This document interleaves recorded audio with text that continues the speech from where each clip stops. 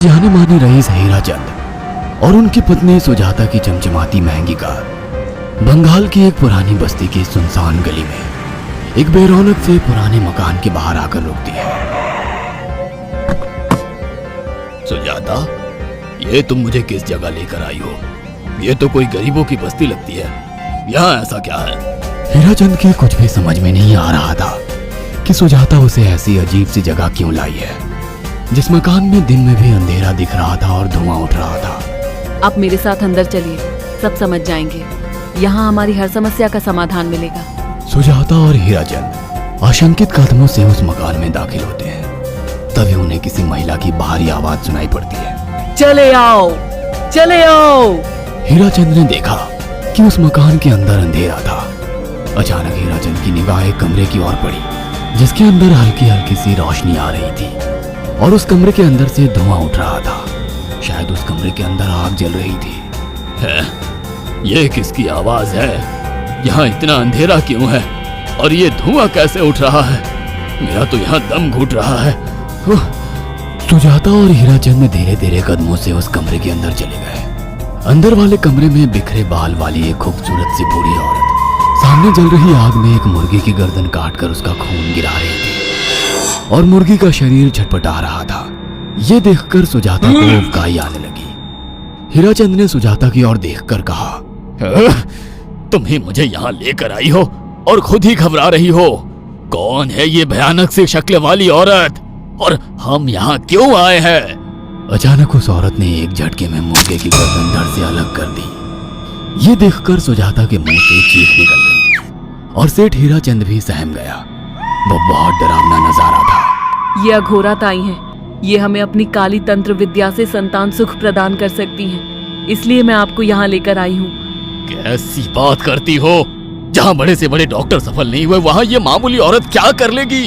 हीराचंद की बात सुनकर अघोरी ताई ने गुस्से से हीराचंद की ओर देखकर कहा, नादान हीराचंद, काली विद्या में इतनी शक्ति है कि मरे को भी जिंदा कर दे। संतान पैदा कराना कौन सा मुश्किल है? तुम्हें मेरा नाम कैसे पता? क्या तुम सच में हमें संतान सुख दिला सकती हो? तुम जितनी दौलत मांगोगी मिल जाएगी, अगर ये संभव है तो।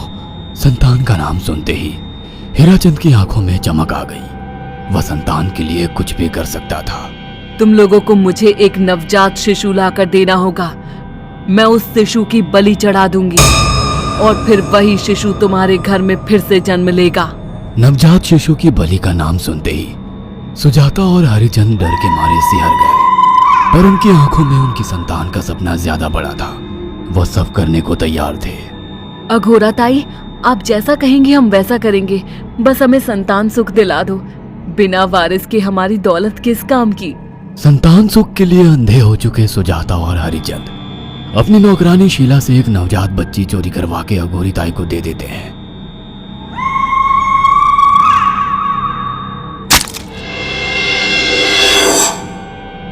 उस शिशु की बलि से सुजाता गर्भवती हो जाती है। देखा आपने, अघोरा की तंत्र शक्ति। मुझे उस पर पूरा भरोसा था। चलो चलकर उन्हें धन्यवाद कहते हैं। हीराचंद और सुजाता अघोरा ताई के पास पहुंचते हैं। वो दोनों बहुत खुश थे और अघोरा पर उन्हें अंधविश्वास हो गया था। अघोरा ताई, आप महान तंत्रिका है। आपने वो चमत्कार कर दिखाया जो बड़े बड़े डॉक्टर नहीं कर सके। ये काली विद्या है बेटा। अगर तुम दोनों चाहो तो मैं इस विद्या से तुम दोनों को हमेशा के लिए जवान बना सकती हूँ। क्या सच में ऐसा संभव है? हाँ बिल्कुल, पर इसके लिए तुम्हें जवान लड़के और लड़कियों की बलि चढ़ानी होगी। तुम उन्हें यहाँ तक लाओ, बाकी मैं देख लूंगी। जवान रहने की लालच में अंधे सुजाता और हरिचंद एक अनाथ आश्रमों से हर रोज एक लड़की या लड़के को गोद लेने के बहाने अघोरी के पास बलि चढ़ाने ले जाने लगे। और एक दिन अघोरी ताई ने हीराचंद और सुजाता से इंसानी मांस खाने को कहा। पूरी तरह से इंसान से हैवान बन चुके अब वो दोनों इंसानी मांस खाने के लिए तैयार भी हो गए। ये गर्म खून और मांस खाकर तुम लोगों की उम्र भी बढ़ जाएगी। खाओ इसे। हाँ, सच में ये इंसानी मांस बड़ा स्वादिष्ट है। अघोरा ने अपनी बातों में फंसाकर सुजाता और हरिचंद को नरभक्षी बना दिया था। वो तीनों हर दिन बलि चढ़ाकर खून पीकर मांस खाने लगे। नौकरानी शीला भी नए शिकार लाने में उनकी मदद करती थी, मगर एक दिन शीला को शिकार नहीं मिला। मेम साहब, आज एक भी शिकार हाथ नहीं लगा और मैं बहुत थक गई हूँ और घर जाकर थोड़ा आराम करना चाहती हूँ। कोई बात नहीं शीला, एक छोटा सा काम है, तुम हमारे साथ चलो, लौटते में हम तुम्हें घर छोड़ देंगे। जी मेम साहब। शीला नहीं जानती थी कि शिकार नहीं मिलने से सुजाता और हरिचंद अंदर से बौखला गए थे और उनके दिमाग में एक शैतानी चाल चल रही थी। सुजाता, ये बेहोशी की दवा है। शीला के कार में बैठते ही तुम उसे सुंघा देना। आज हमें इसी की बलि देनी होगी। इसने हमारे यहाँ का बहुत खाना खाया, अब हम लोग इसे खाएंगे। वैसे भी ये आगे चल के हमारे लिए खतरा बन सकती थी। कार में बैठते ही सुजाता शीला को बेहोश कर देती है और वो लोग सीधे अघोरी ताई के यहाँ पहुंच जाते हैं, जहाँ अघोरी ताई शीला की बलि चढ़ा देती है और तीनों मिलकर उसे नोच कर खाते हैं। अघोरी ताई, हमको बलि चढ़ाते हुए पूरा 1 साल हो गया है। हमारा बेटा भी साल भर का हो चुका है। अब और कितनी बलि देनी होगी? बस एक आखिरी क्रिया और बची है, उसके बाद तुम दोनों हमेशा के लिए जवान हो जाओगे। कैसी क्रिया अघोरा ताई? 3 दिन बाद सूर्य ग्रहण है। हमें पास के घने जंगल में एक विशेष क्रिया करनी होगी।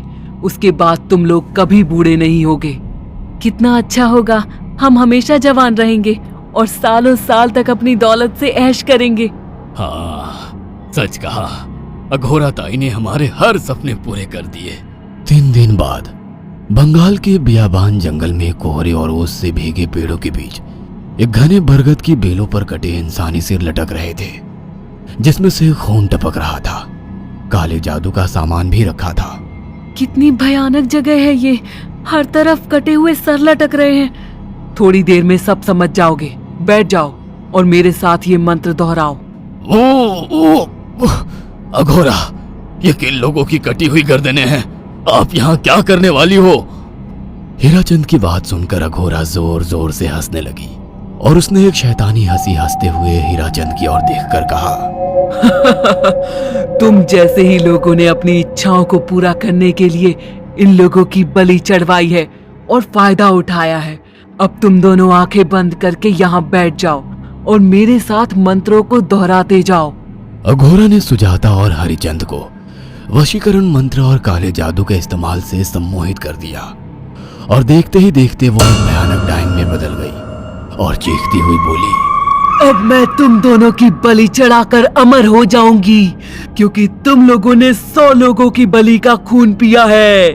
देखते ही देखते उस डायन ने फरसे से एक एक करके सुजाता और हरिचंद की गर्दन काटकर जल रही आग में बलि चढ़ा दी और उनका गर्म खून पीने लगी। जब तक तुम जैसे मूर्ख और लालची लोग अपने फायदे के लिए दूसरों को मेरे पास लाते रहेंगे, मैं उनका फायदा उठाकर ऐसे ही उनकी बलि चढ़ाती रहूंगी।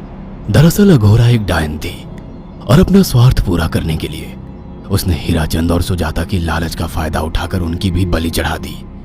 बुरे काम का बुरा ही नतीजा मिलता है। अगर आपको हमारी ये कहानी पसंद आई हो तो इसे लाइक और शेयर करना ना भूलें। साथ ही ऐसी और नई कहानियों के अपडेट्स पाने के लिए हमारे चैनल अक्षु टीवी को जरूर सब्सक्राइब करें।